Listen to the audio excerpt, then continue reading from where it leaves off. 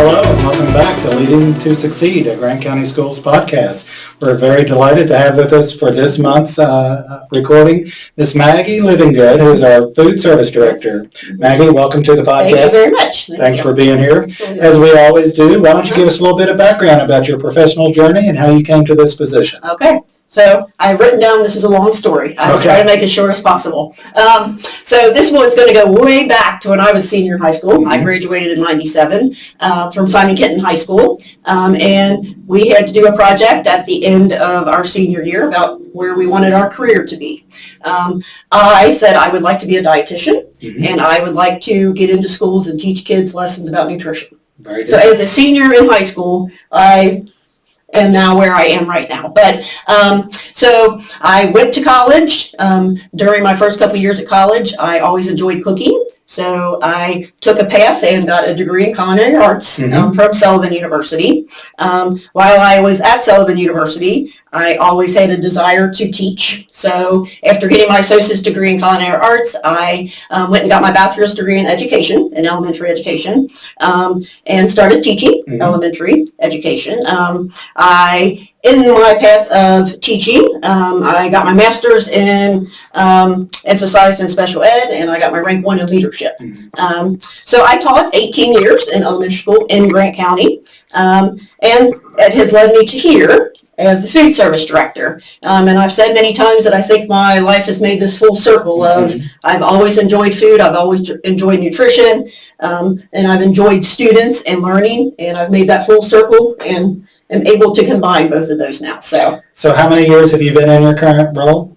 This is my 4th year as the food service director. Yes. Well, I think that story is so neat, how you were able to identify early on, and even though you didn't take a linear path, all the education and training that you received really did equip you to be where you are now. Absolutely. And I love the fact that you've combined all of your passions together. And so I think there's a great lesson in that for our listeners. Yes. Just because you may not see a direct path, don't give up on your dream, because there's many ways that you can onboard to that. Exactly. That's great. Yes. Talk to us a little bit about how has the role of school nutrition changed over the past few years? If it's okay, I'm just going to give you some information on school meals and how they have changed, not just the past several years, but how a big change occurred in 2010. Okay. All right. Excited to hear about which will lead us to these last couple years changing. So I think a lot of us know in 2010 or a number of years back, school meals kind of made a drastic change. And that was part of the Healthy, Hungry, Free Kids Act, and it really revolutionized school meals. The part of doing that was to get healthier foods into our schools. It was brought on to increase the servings of fruits and vegetables and whole grains, and just to give our students higher quality meals. It also included and wanted to provide those healthy and nutritious meals, but also educate our students on healthier food choices and able to teach our children healthy habits as well. So with that Healthy, Hunger, Free Kids Act, we are still in that act that started in 2010. Congress in that is required to periodically review those standards and reauthorize funding. So we are still in that. So if we talk about how it has changed in the last several years, the school meal requirements are ever changing. I think as our medical staff and nutritionists learn more about nutrition, they're realizing that we need to add things to our school meals to make them more nutritious. So we in the last couple of years have had new mandates on sodium. And the sodium has different stages of where we were having to decrease that in our school meals. Also, this year and then the upcoming year, they are now putting sugar limits on our food, which school meals have never had sugar limits on our foods. Right now, the limits are on cereal, yogurt, and in 2 years, it's going to be a combined percentage of how much added sugar is to food. So when we talk about changes, most of the changes that occur with school meals kind of occur with the requirements of the food, which I think are a great thing because it's the knowledge that we learn with nutritious food that we need to give that to our students. So, that's interesting to hear. It fascinates me that I think we've seen a shift culturally in recent times about awareness of, I can remember when I was a kid, fat was kind of the buzzword. Yes, right. And now we're drilling down into those macros and then looking at the additives. And so I like the fact that you distinguish between added sugar and sugar, because our fruits and vegetables do contain sugar, but the body's response to that sugar and how it stores and taps into that sugar is quite different than a highly refined processed sugar added to the food. So it sounds like it's a positive change that has occurred over the past few years. I guess I need to add too that just in the last 6 days, they have changed the requirements on whole milk. That came out about a couple months ago that we were going to be able to offer whole milk just at lunch. 6 days ago, they have now opened that to all school meal programs. So we will see where we go with that next year, but we will now be able to offer whole milk for breakfast, lunch, after school supper, summer feeding. So that could be a change as well that we see in our schools. That may sound like a small change, but as I consider students are in school roughly 173 days a year, and many of our students are eating 2 meals a day at school, so the compounding effect of that over time, I can see having some health impacts on our students. So I think that's probably a net positive for us for sure. So people may not really know what a typical day for a food service director looks like. Can you explain to us, give us a little bit of information about what your day-to-day operation looks like? Okay. I think like any job, you say typical day. Right. It's always changing, which is something I like about the job. But I am in charge of 6 kitchens in our district, our 6 schools. So every day I do try to visit one of our schools for breakfast or for lunch. And this allows me to check on the kitchens. It allows me to check on our staff, but most importantly, the students. Students are my comfort. I'm still learning that comfort in the kitchen. I'm getting there, but you see me more out in the cafeteria interacting with the students, I feel like, more than you see me back in the kitchen. But I think that's also important. They're our customers. They're eating our food, so I need to check in on that. I'm also observing always what the students are putting on their trays, what they're actually eating. I talk to them every day about what's their favorites, what's their least favorites. Actually had a student just the other day that said, "Miss Livingood, can we have black beans on our menu next week or next year?" So, and I've gotten that out there that I am the one that plans the menu. So they say that a lot. I also had a kid that asked me, "How about cheese quesadillas?" So I like that they now know me as the menu planner maybe, but so I'm looking at both those items, especially black beans. I love that he was excited about that. And visiting our schools, one of the most important things I think about that, and that's just being in leadership, is building relationships. I love going into the kitchens and just like being with people that you work with all the time. How was your weekend? But also asking them questions about how's this menu item going, so they feel like they have some impact on that as well. In regards to not being out of school, I'm always in communication with many people in the district, communicating with our administrators, FRC directors, kitchen management managers, our district staff, maintenance, lots of avenues, planning programs, working on budget and finance, tracking how we have forecasted our food, so are we on the right track with that, planning menus, and also just employee and staffing and hiring and things of that sort as well. So there's always something. Sure. You invited me to speak to the staff at the beginning of the year, and one of the things I shared with them, and I still believe fully, is that to feed a person represents what I think is one of the kindest acts of care and the kindest acts of expressions of generosity, because we all need to eat, and we're probably our most vulnerable when we're most hungry. Yeah. And I think I even shared with the staff then, what is a marker of good health? Yeah. And I would say that a healthy appetite is a marker and has been for centuries, predating what we know in the medical science world today. That term healthy appetite has always served as a signal. So I love the fact that you're out with students and that they recognize you as the person and can advocate, and it sounds like for healthy options on our menu as well. Absolutely. So it tells me that things are working. Yes. Because they're coming to you with those suggestions. Yes.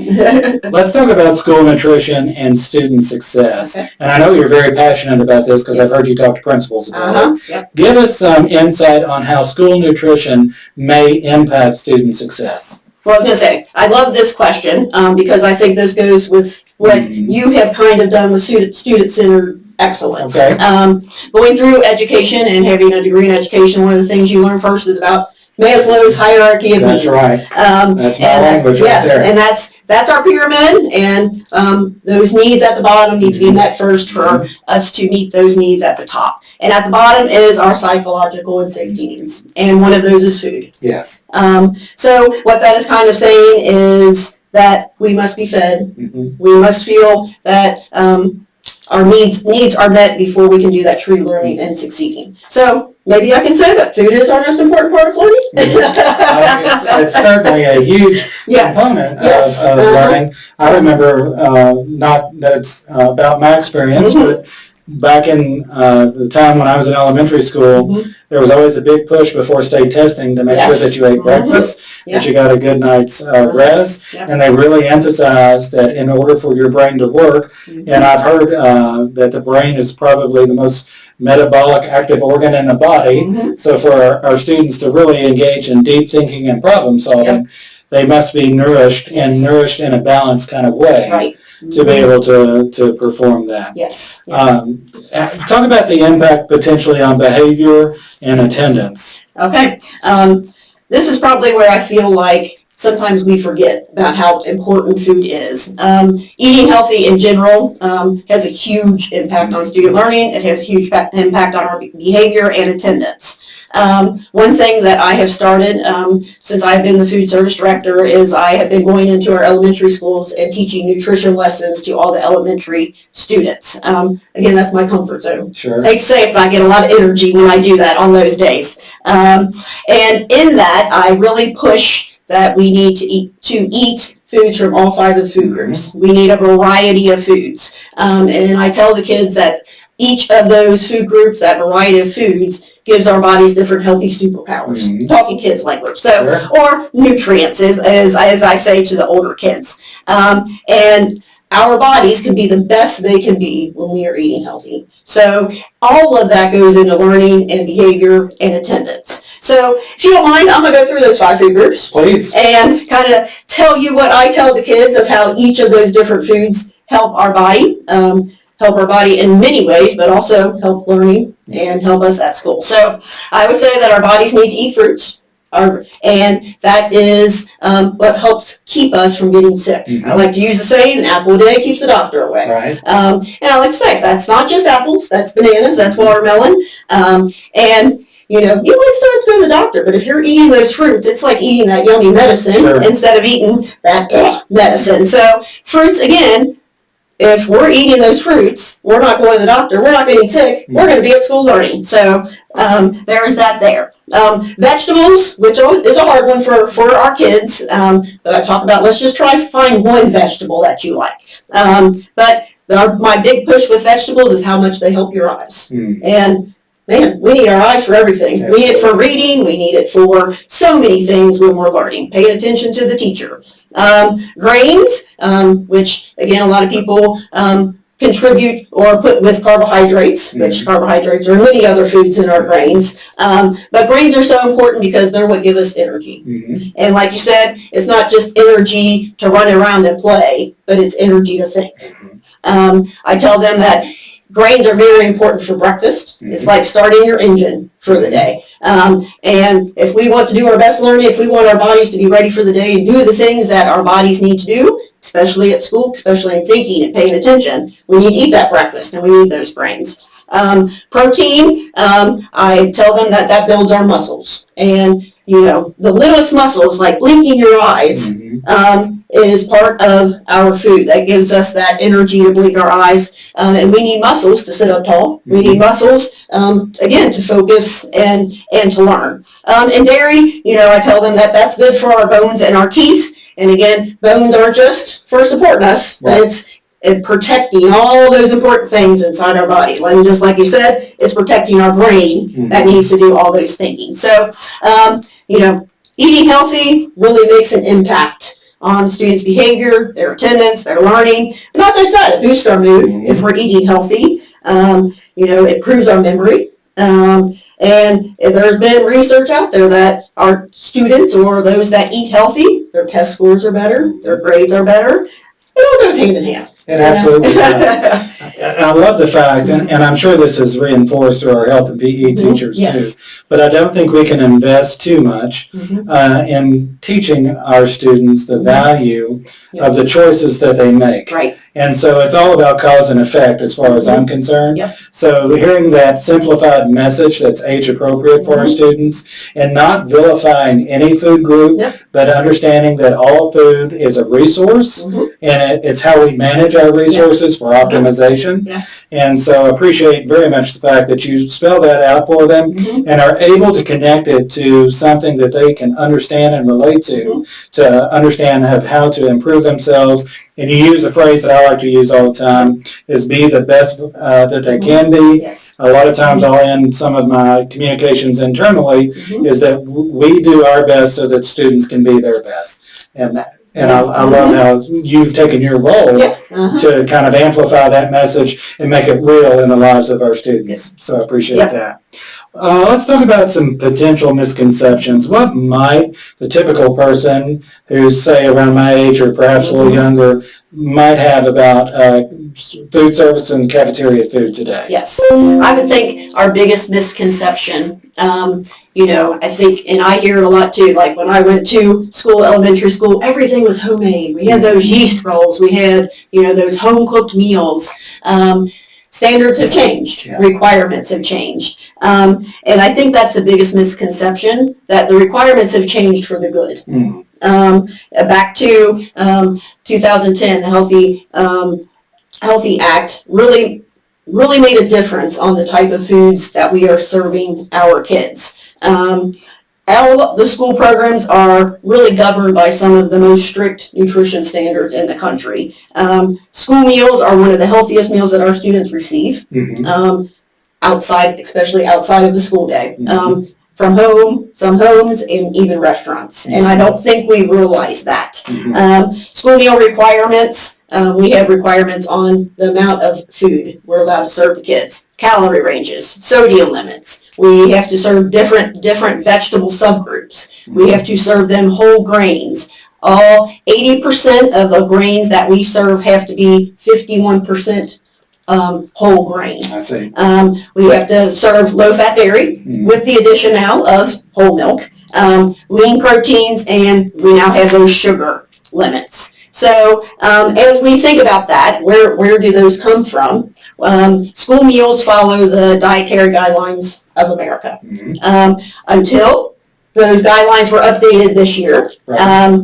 School meals follow the guidelines that were put out in 2020, which is the My Plate model. I can see in the next probably 5 or 6 years, those will be updated to follow the new dietary guidelines. But right now, school meals follow the My Plate guideline. And that is kind of what I present to the kids when we're doing our lessons. So the My Plate shows those 5 food groups: fruits, vegetables, proteins, grains, and dairies in a place setting. And it helps us visualize the way our plate should look. I love it too because it even kind of shows the amounts that you can have.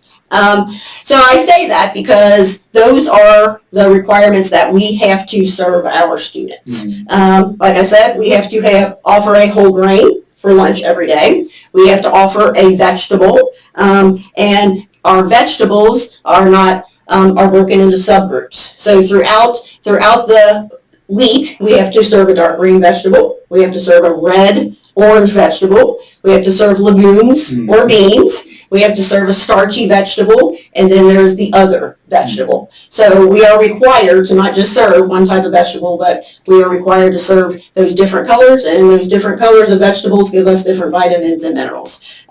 We have to offer fruit. We have to offer dairy. We have to offer protein. In that, with all of those things that are offered, kids can get all of those items to make a meal. Sure. I think that is other misconception, that sometimes the misconception is my student or my child didn't get enough to eat today. Well, they have a choice. The choice is you can get a food from every food group. You also have the choice to only get 3 components. One of those components has to be a fruit or a vegetable. But if our kids and students were filling their plates up with all of those components, they would have plenty to eat to fill their bellies. And then, like I said, we have all kinds of other requirements on sodium and sugar and healthy fats as well. So, like I said, school meals are one of the healthiest meals that our students can get. And I think that's the biggest misconception. I agree. I know you and I have had several conversations. And when I think of marketing and I think of the supermarket, there's not a lot of restrictions that I can tell in terms of what constitutes healthy labeling. And I think that game has been played for quite a few years. But when it comes to school food and school nutrition, you are really held to a way stricter standard than what our grocery offerings are and what some of our big food corporations are allowed to do in terms of marketing. And I'll also say this, I've served at the elementary school and at the high school as principal, and have eaten in both cafeterias. And if you go through and get just the student portion and you accept everything that's offered, you're going to be full by the end of the day. And you're also not going to suffer that afternoon slump with the added sugar and then the sodium spike in blood pressure, that typically follows, say, if you went to a fast food or a commercial chain restaurant, or even if you fixed a bunch of box food at home that you would typically get. So I think, going back to your point, regardless if it's the My Plate or the new food guidelines, if you're consuming those 5 food groups, as you said, they're largely whole foods, and you're getting a lot of color in your diet, you can be reasonably assured that you're eating a healthy diet. Right. Exactly. I agree. So talk to us a little bit about making menu items based on these restrictions that are palatable and preferred by students. Yes. So, like I said, I think we think back to how we ate when we were in school and those home-cooked meals. With the restrictions that we have, it does make it difficult to do scratch cooking. So a majority of the foods that we get, we purchase already made. The reason I say that is because we are serving, things are being made already with those nutrition requirements. And it makes it sometimes hard for our students because the students food that they are getting served is very different than what they eat from home. We serve Papa John's pizza at all of our schools. That is a different recipe than what you would get if you ordered Papa John's pizza from home. I see. The crust is whole grain because we require whole grain. The Doritos, Pop-Tarts, donuts, the breading on our chicken are all whole grain. Which amazes me that Doritos has a recipe for whole grains that we serve to our students at school, but I don't know if I've seen those in the grocery store. Same with Pop-Tarts. I don't know if I've seen those either. All of the cereals that we serve are all reduced sugar. Flavored milk is reduced sugar. And so very different than what is being offered at home. But it allows us, but our students seem to be enjoying it. Sure. We have a majority that eats. Also, when we think about those balancing nutrition requirements, I guess this kind of will go into menu planning as well, but we do have a software that helps us with that. we are kind of responsible for putting all those nutrients in the software, our recipes in the software, and then when you put the menus in, it calculates those requirements for you. So are the calorie ranges correct? Are your sodium correct? Do you have the correct portions? Do you have the correct vegetable subgroups? And it comes back and says you're in compliance or not. So sometimes having to move the menu around because most of the requirements are weekly requirements, not daily requirements. So I'm able to balance those nutrition requirements through software. So it saves me some time. So you've answered a lot of questions that I had. I'm going to talk a little bit about food safety. Okay. That may be a concern for some of our listeners. How do you ensure food safety across the district? Yes, absolutely. So one company that was put into place before I was the food service director that we use that I think makes a huge difference with our food safety is called Smart Systems. Okay. They come into each of our schools every 6 weeks. They provide us all of our cleaning equipment. They provide training on cleaning up our equipment. But one of the things that I really like that they do in that 6 weeks visit, they do a kitchen review, similar to a health department review. So they're checking to make sure that temperatures are being made, that everyone's washing their hands, that their hair is pulled back, that food is dated, a lot of those food safety. We also get digital thermometers through them. So every time a food is cooked, the staff is having to use those digital thermometers. I get a report at the end of the week that shows how many times those thermometers have been used, what food has been overcooked, what food has been undercooked. Thermometers tell you your food is not ready yet. Cook again. So it gives you, tells you what the next step would be if you're not to where you need to do. Also, in regards to that, like I said, I visit the schools on a daily basis, but I also have a monthly school visit checklist that I use on my end as well. And I'm kind of looking for the same things as well, making sure that food is dated, that food is stored properly. Again, that our kitchen staff is washing their hands, that they're using gloves. And then with that, our actual health department requires that at least 2 people in each kitchen have what is called a blue card, and that is a food safety health card, and that has to be updated every 3 years. We have to go to a 4-hour class and take quite a demanding test, and that when the health department comes, they check to make sure that those people have those as well. So we have lots of things in place. Yeah, it sounds very thorough. Yes. I will say this also, again, from having been a principal, every time I've gone into the kitchen, I'm a little bit intimidated because I find it to be one of the cleanest, most pristine areas of the school. And I know the cafeteria managers are very hyper aware of those spaces and very protective of those spaces. And it's not because they're not warm, welcoming people. It's they're protecting the safety of our students. Absolutely. And they take those roles very seriously. And I can assure you that they take that job very seriously. Let's talk a little bit about your food staff. What role would you say that a cafeteria staff plays in the school culture and school environment? I would say kind of going back to that need of our students needing food and that being a safety place for them. I feel like the cafeteria is that place during the day where our students are able to recharge, are able to refresh. Throughout the rest of the day, they're in class, they're learning. So, and I also feel like the cafeteria and our cafeteria staff are a safe place and consistency for our students as well. And I think about the overall culture of a school. That's what we want. We want our students to feel safe. We want them to know that we're consistently there for them. And I think that's a great way, hopefully, that our students can go to the cafeteria and know this is my time to recharge. I'm in a safe place. I'm getting something that I need. So, what qualities do you look for when hiring a staff member? This has come as I've experienced this job, as I've done more and more interviews. The one thing that I now look for is a smile. And that goes with customer service. And that goes back to our kids.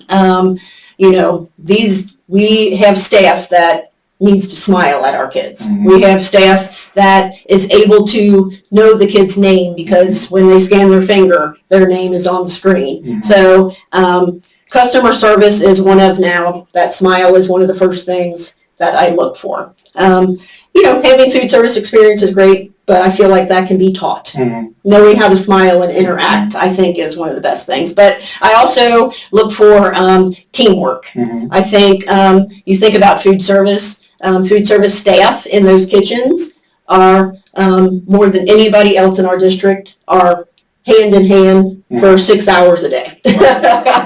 You have to work as a team.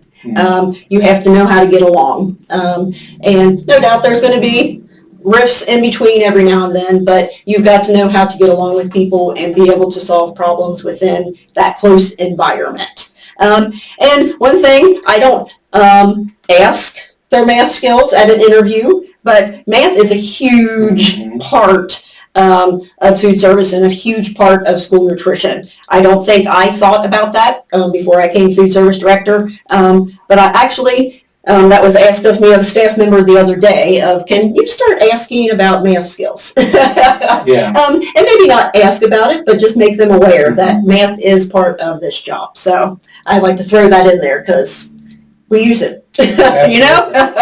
I'll say too that adaptability. Yes. I have witnessed that firsthand. Yep. You have a 2-hour delay. You Yes. still have to be prepared for lunch at the same time. I know that we've encountered electric outages. Yes. We've encountered water being turned off. Yes. So there's been some real curveballs thrown at our cafeteria staff and you and our managers. And every time that I've walked through those, I've been so impressed at the level of calm and can-do kind of attitude that have been exhibited by our cafeteria staff. So kudos to them. And I think they do a great job. And I think they are a safe space, not only for kids, but I see staff looking forward to their interactions with our cafeteria staff.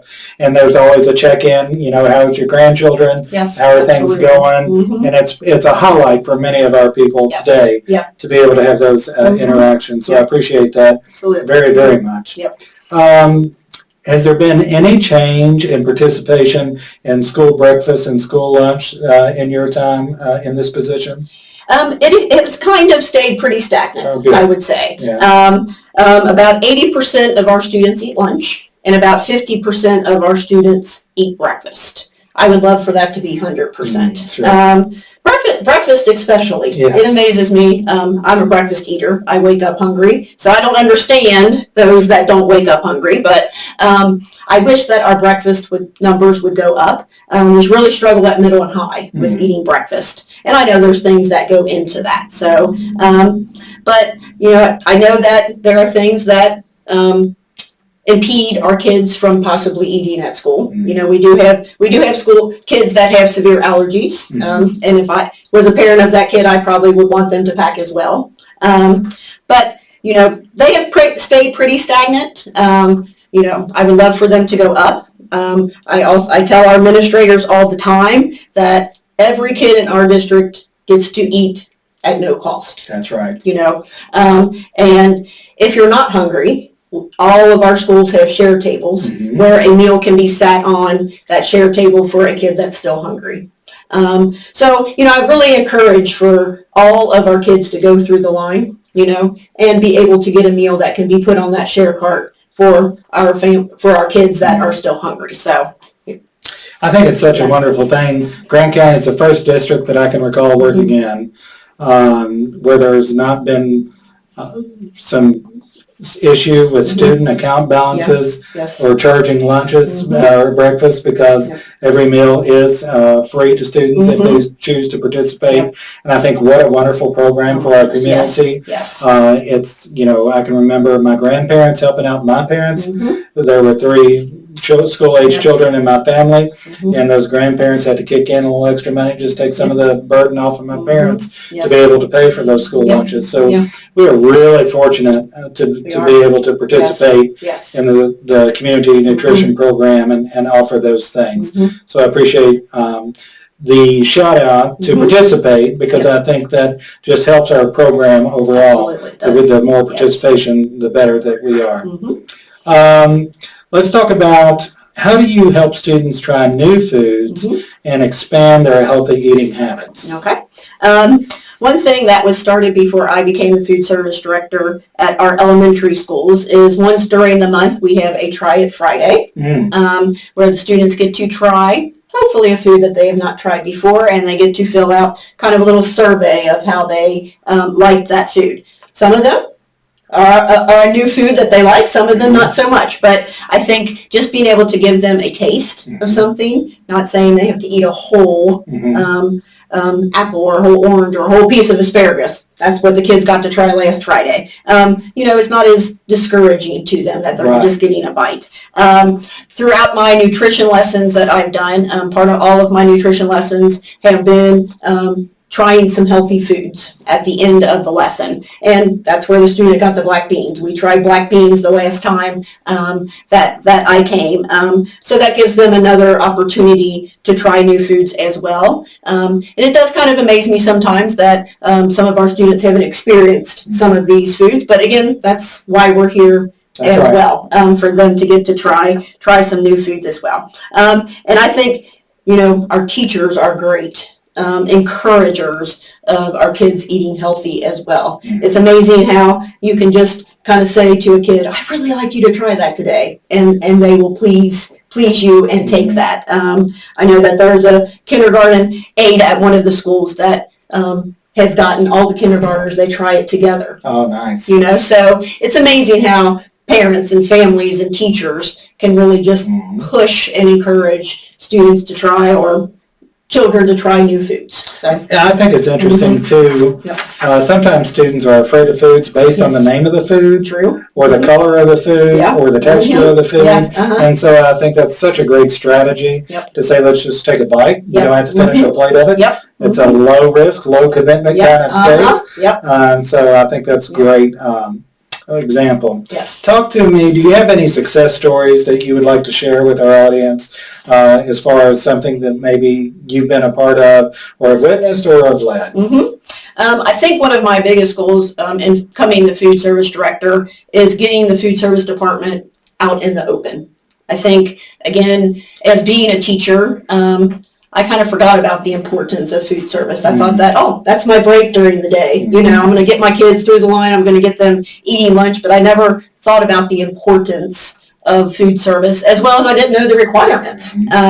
So one of my biggest success story, or one thing that I continue to work on, is just everyone getting more knowledge of food service department. I meet with each of the administrators one-on-one throughout the summer just to make sure we're all on the same page, make sure that I'm giving them knowledge about maybe changes we're making, changes they're making. I meet with each of the school staffs before school begins at one of their back-to-school trainings, just to let them know about programs that we're offering. I have now required all the managers to be at open houses at all of our schools. And another thing that I've done is I've created a number of programs with our students.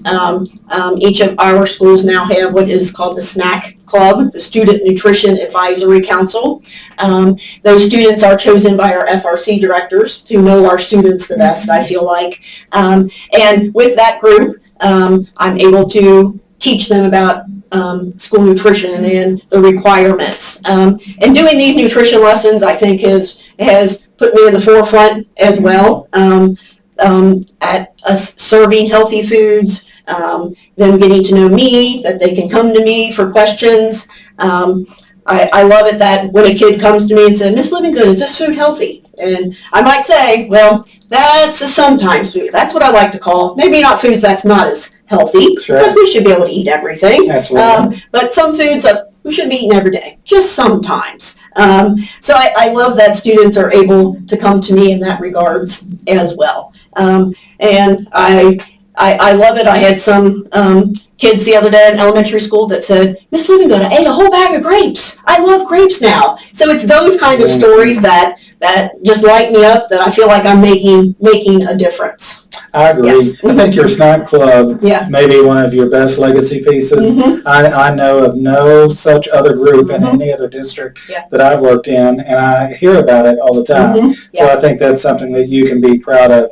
Anything else you're proud of that maybe you did not mention in that list? I mean, I would say I can't be in this podcast or video without saying that I'm not proud of our staff. Oh, good. You know, we feed about 4,000 meals a day within the 6 schools that we have. And it's not easy. I mean, 4,000 meals, that's a lot of meals. Our staff is cooking those, they're serving those, they're feeding our students with a smile. It's hard work. Sure. And I know that some of them come to work on a day and say, really don't want to be here, but they put a smile on for our kids. I also have 2 great district staff that work in the office, and this department cannot run without them as well. So I'm hoping that I'm extremely proud of our staff, and I'm hoping that I have opened a door that food service is a good place to work. You know, I definitely think you have. And I think people can just see your energy and enthusiasm and passion for it, and your dedication to students, and making sure that, you know, every forward-facing thing we do reflects a space of safety, of health, of vitality, of all those things. What are you most excited about? Do you have any goals or initiatives that you have in the pipeline that you're looking forward to? Well, I was going to say, one thing that I am working on next year is more centered on the staff side of things, but using a kind of a training notebook for our staff. Our turnover has been less every year, but there's a lot when you come into food service that you have to learn. So I am working on kind of a binder that not just will be for our new staff, but for our experienced staff as well, so that we're all on the same page. So I'm hoping that will just, you know, be able to keep us all on the same page. Everybody will know what is needed of them and what they are required to do. So I'm excited about that. Yeah, I think anytime you can improve clarity in your team, I think the more efficient and more effective that team becomes. So I, like you, I'm working on some systems and some checklist items that I can use within my departments, because I think it will just optimize our performance, and of course that is always to the benefit of our students and the community that we serve. If listeners could take away one message about school nutrition, what would that be? I think the biggest thing is that we every day are feeding our students healthy, nutritious food. Again, like I said, that I think one of the biggest misconceptions. You know, I know I've heard parents say things about all you're doing is serving sugary donuts, or all you're doing is serving processed food. And again, our donuts are whole grain. Our donuts have less sugar. We are serving maybe something that you might consider processed in regards to a chicken tender, but that chicken tender is a lean protein. It is whole grain. So, you know, I would love for people to be able to express in the community that the food that is being served at schools is healthy and nutritious. Looking ahead, what do you think the future of school nutrition will look like in the next few years? You know, say it's not going away. Right, it's not going away. And just like we said, it's a building block for our students. It is helping our students learn. And I think it's just going to get stronger and stronger as well. Well, especially with leadership like yours, I think that we have a bright future to look forward to. Anything else you'd like maybe to share with our listeners? I was going to say, I think we have some great programs with food service in regards to one thing that our families and communities might know is that we do have a menu app. That I think, you know, we're kind of all our information is on our phones these days. It's a great way to just click on that app and click on your child's school to see the menu for the day. All of our menus on the app as well as on the website are connected to our software program. So you can click on that menu item and it will show you the nutritionals. Oh, wow. You know, I think that's a great tool in so many avenues, I also like to say in regards to technology, all of our schools have digital menus now inside of their cafeterias. They're not just digital menus, but they are showing ways to make healthy food. So we have recipe videos that are going on there. We have knowledge questions about healthy eating. And I think that's another, our students, our eyes are towards technology and TV, and I'm hoping that they're catching that as well. So I feel like we've got some great things in place for our families and our students. Well, Maggy Livingood, thank you for all you do. Thank you to your staff. Thank you all for tuning in to another Leading to Succeed, a Grant County Schools podcast, and we hope that you'll tune in next time.